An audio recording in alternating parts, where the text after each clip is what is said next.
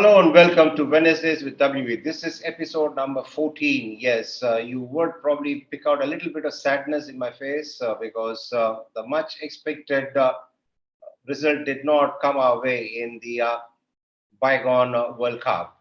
It was England all the way, and congratulations to them. But be that as it may, I'll be talking about what Team India did and what perhaps it needs to do in the future if we are to win the coveted ICC trophies in this episode. As I say always, you can watch all the earlier episodes of Wednesdays with WE on the handles of Hindu and the Sportstar. For those who are joining us for the first time, I would like to request you to subscribe, press the like button, and also send in your comments so that we are aware of what it is that you like about our shows and what it is that we need to do in the future to have your continued presence with us.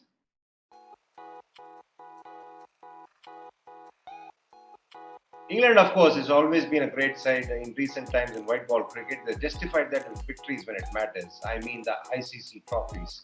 They won the 50-over ICC World Cup in 19 and then they followed it up. Of course, going into the finals, they would have had a lot of confidence because the manner in which they breezed past India, that would have given them a lot of confidence.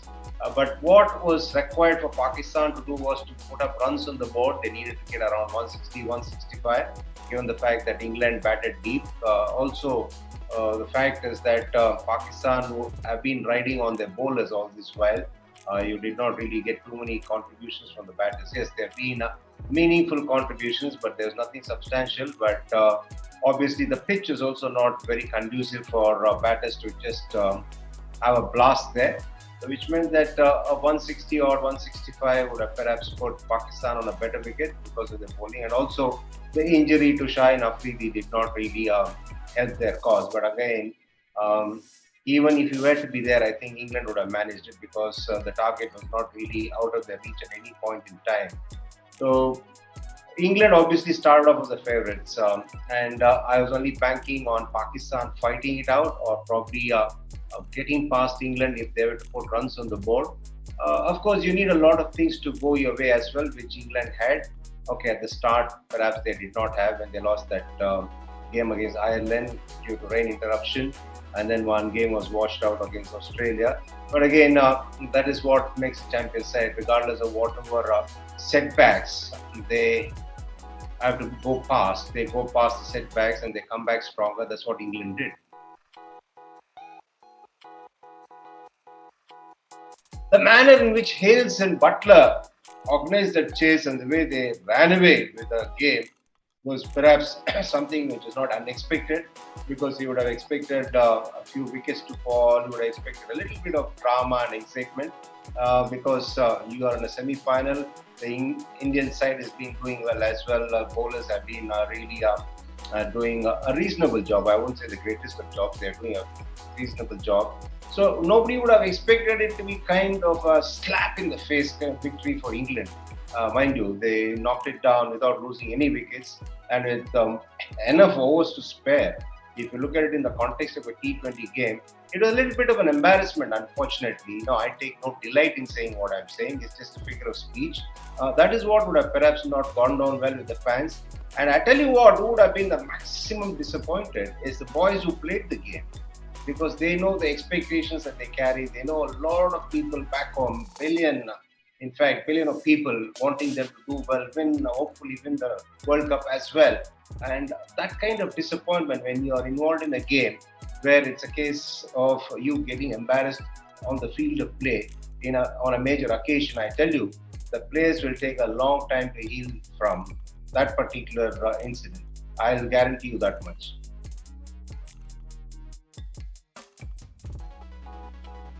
The girls punched above their weight. They qualified from a group which is very difficult. They beat New Zealand, and even leading up to that World Cup, what happened was that we played a tri-series, and there also they acquitted themselves really well. And the final, I think it was a case of them not being focused as intense as probably one would have wanted them to be. And unfortunately, things went away from the girls in the first 20 minutes. And if things go away from you first up in the first 20 minutes, half an hour, that's about it. You can't really make a comeback in a T20 format, and that's exactly what it's all about. You've got to have everything going for you, and you also, from your part, need to be on top of your game, on top of your focus levels, your intensity levels. A lot of things have to be, really good on a given day in a major competition. He's been at the right time at the right place, if you ask me. Because if you're looking at Matthew Mott, yes, he is definitely contributing quite a bit. It's not easy for somebody to lead a side which consistently keeps winning. But also, you'll have to understand the fact that when Matthew Mott came into the setup, the infrastructure was in place. The tradition of Aussie girls winning was already in place, and the culture of winning and playing to win, and also knowing how to win, how to overcome pressure in bigger games is something the Aussie girls are aware of. It's just that he's ensured that he's not allowed things to go down south, and he's made sure that the girls maintain that streak. Let's not forget they lost in the 2017 World Cup in England, the 50 overs version. So it's only after that what has happened is that Mott and obviously Meg Lanning got together and said, we are going to do things differently, and we are going to keep doing things that way, regardless of the results. And that's what has really set them apart. But it's not to discredit Matthew Mott. It's fantastic for anybody to belong to, let's say, different sides in different verticals and emerge victorious. He's done a grand job, no doubt about it. And I tell you what, he must be really proud of his achievements, and as he should be. I, for one, felt that there were too much of changes. There were too many things happening, which means that the team or a squad of, let's say, 2025 were not really settled. Probably leading up to the World Cup, the team management could have settled on 20, squad of 20, and said, no matter what happens, you boys are going to play all the games. There were a lot of contradictory calls in a way. Yes, all those calls are made based on the facts available then and based on circumstances then, and also of the thought process prevailing then. But the important thing in a T20 format is that you get to play the World Cups far more frequently than the 50 over version, which means no sooner than this event gets over, you need to start planning for the next event. So that's how things need to be done. And 1 year, yes, in a way, it's not good enough, but in a way, that's also good enough because you straight away can ride on whatever wave you are riding on immediately after taking over and putting your plans in place. I think we can perhaps look at it in many ways in hindsight, but the long and short of it is that at least 6 months leading into the event, things should have been far more settled than what it was. See, the problem was that when you had a squad of 15, you must have had a squad, or you must have at least overtly shown that you are confident of each and every player going out there and firing. That's exactly what you would have expected to at least see from the outside. I know, being on the other side of the fence, I know a lot of calls are taken based on what we see there as coaches or what we see as captains. Obviously, take calls based on what it is that they feel. Yes, we can keep repeating the same thing. We can keep reiterating the same things, but nothing much is going to change because all these events can place. But the contrary thing was that it did not give me a settled look. I also said there's a lot of iffiness about this Indian team if you look at it, because for example, there was no sort of clarity on what Rishabh Pant is likely to do for the team. Dinesh Karthik, yes. What is he being taken there for? The entire thing was about being a finisher. Now, what exactly is a finisher? What is he going to do there? He's perhaps going to go and get you runs at a strike rate of perhaps 200 or in excess of 200. Now, that is something fine, but that is something he must have been thrust into doing whenever the team needed quick runs in a certain situation. That's the reason I also mentioned in one of the earlier chats that we had that he could have been more of a floater than being a rigid finisher who would get to play about 12 deliveries. His mandate must have been you will be sent anywhere, anytime. The reason why you are coming to the side is because you can get runs at a strike rate of 200 towards the end of the innings. We would like you to do whenever the team requires a player to do that particular role, regardless of the stage of the innings. So if he can do it at the tail end of the innings, I think they should have also encouraged him. They could also pushed him into saying or into doing that particular role at any stage of the innings. And obviously, a couple of knocks that he got, he did not make much, but that's a different issue altogether. But again, if you're looking at the leg spinner not getting a game at all, yes, the team manager might perhaps have known better what it is that was not right with him. Maybe he was perhaps not confident. Maybe the team manager was not confident. I don't know. I can't really comment on it. But it was a little bit unusual to see a leg spinner being a part of the squad and not playing a game in the World Cup when you see all other leg spinners really making a mark there for all the sides. And the other thing these days is that the batters are really not picking leg spinners well enough. Like you would have seen batters in the 80s or 90s when they played the Kadis, they played the Kumble's, the Sivaramakrishnas, the Mushtaq Ahmeds, enough and more leg spinners even in those decades. The batters used to pick those leggies well, but nowadays leggies are really thriving for the simple reason not only because they are good, they have adapted themselves well to the shorter formats, but also on the other side of the coin is that the batters are also not really picking the leggies well enough.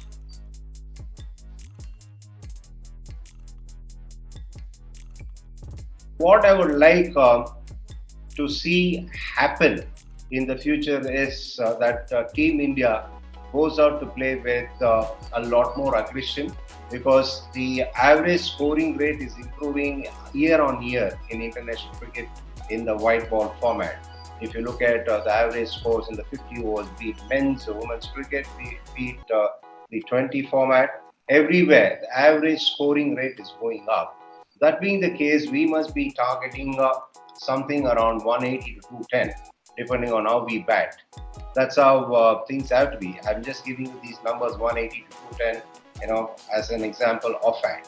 But gradually, the scoring rate is going up, the average scores are going up, so which means that we need to really try and up the ante almost on a 6 month basis or a 9 month basis, whatever the time frame that is the team gives themselves, or what it is that they have in terms of the short term, medium term, or long term objectives or goals. They need to try and keep upping the ante. It should always be a case of finding out what it is the team requires, where the gaps are, and then find the cricketer who can fulfill that role, who can play that part, and who can fit in seamlessly. Most of the times, unfortunately, things happen the other way around. You try and pick a player and then try and see where he's got to be slotted. I don't know whether this is a case of lack of communication between the team management and the selectors. I don't know what exactly that is all about. It's so easy for that to happen also, I assure you, because the vast country that we live in, it's so easy for sometimes missing out on points that we need to discuss. It's not something that has not happened before. That's the reason there should be a lot more flow of conversation between the team management and the selectors.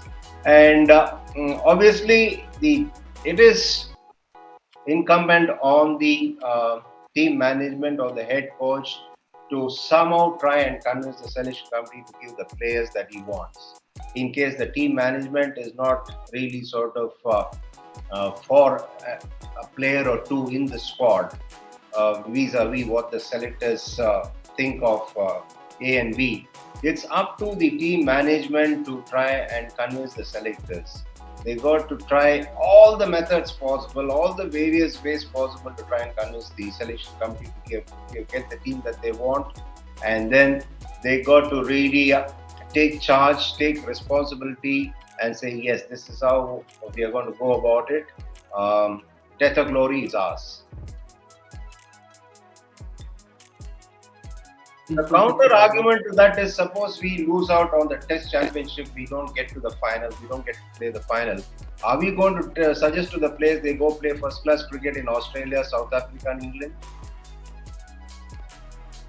I think the quantum of cricket that they play right through the year, be it IPL or be it domestic cricket, I think that is really good. And also the quality of cricket that they get to play. I have no doubt in my mind that the quality of cricket that they play and the quantity of cricket that they get to play is adequate enough for whatever it is they have to prepare. And what about the players who have done extraordinarily well in the World Cups who don't get to play in the IPL at all, or any other franchisee league across the world?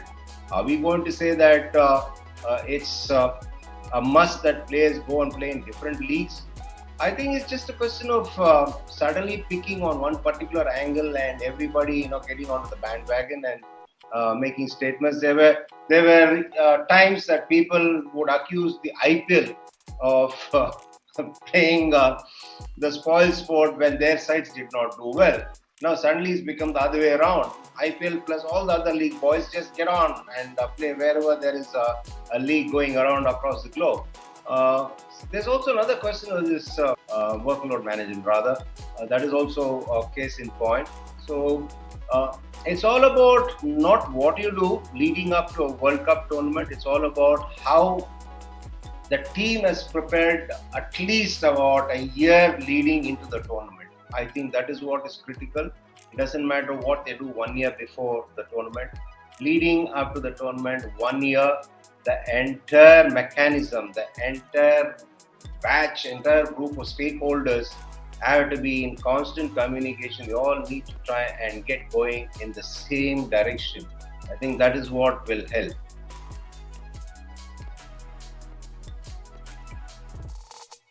Start planning, bank on a new team, a new look team. If not the entire squad being new for next World Cup, try and build a team where they will start playing together from probably the next series onwards over a period of 18 to 24 months. Let's not forget there's also 50 over World Cup coming out in a year's time. So it should be a case of them getting together as a bunch, let's say as a pool of 20, 25, and them being the guys playing over a period of next 18, 24 months, which means during that period you will have 2 World Cups happening. So you are geared for this, you are prepared for that. And that's one of the reasons why, if you look at what Australia did when they were winning World Cups for the fun of it, be it men's vertical or the women's vertical, you would not have too many changes. It was more or less the same squad of players. Yes, it was always a case of 1 or 2 coming into the squad for the simple reason that they needed to blood youngsters in as well, so that they don't suddenly find a void at any stage. So that's how things have to be done. I think if they sit together, the team management, the selectors, and everybody sit together and they discuss a pathway in which this is what is likely to happen, that is playing a pool of players on a rotation basis over the next 12, 18 months, I think we'll achieve the results that we've been wanting to achieve. There it was, my thoughts on what could have been, what should be, and what must be. But at the end of the day, I'm very much aware the tough job that Rahul Dravid has on his hands, especially in the wake of a campaign such as what we had in Australia. But however, toughness is something that Rahul Dravid is not short of. So I'm sure he will take the required steps in the future to try and see how best Team India can prepare for the upcoming World Cups. That's it from me on this episode. Until I catch up with you next week, stay safe and be good.